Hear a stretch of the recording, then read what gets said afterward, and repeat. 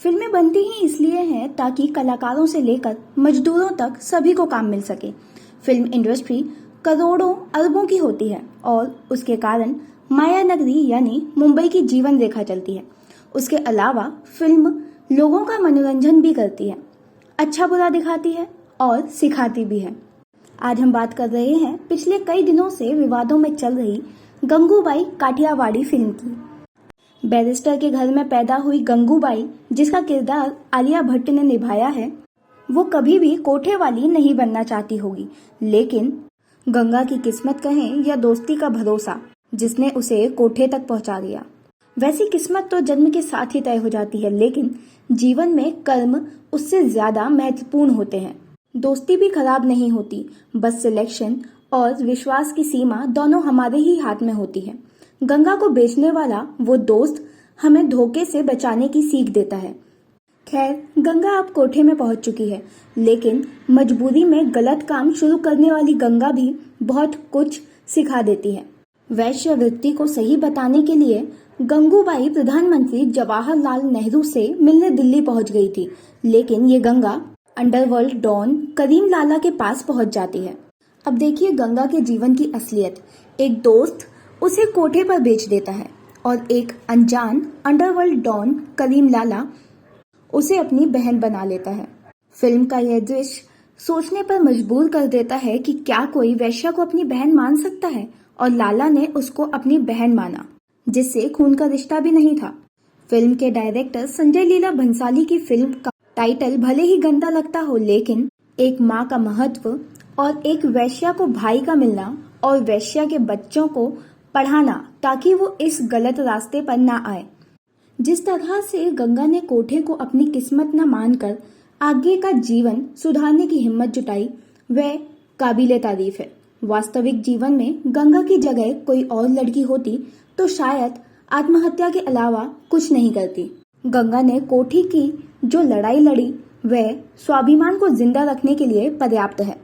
इस पूरी फिल्म में यदि कोई सामाजिक चेतना और अधिकार का संदेश है तो वो यह है कि गंगा अपने कोठे की मालकिन से कहती है कि सबको हफ्ते में एक छुट्टी मिलती है, तो हमें भी एक दिन धंधा नहीं करेंगे।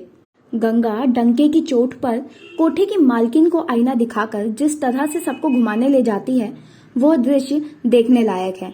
पैसे के लिए हमेशा मरने वाले कोठे की मालकिन की जब अंतिम सांस समाप्त होती है, तब गंगा उसके हाथ में पैसे देकर कहती है, यह मरते दम तक पैसे के लिए भी मरती रही।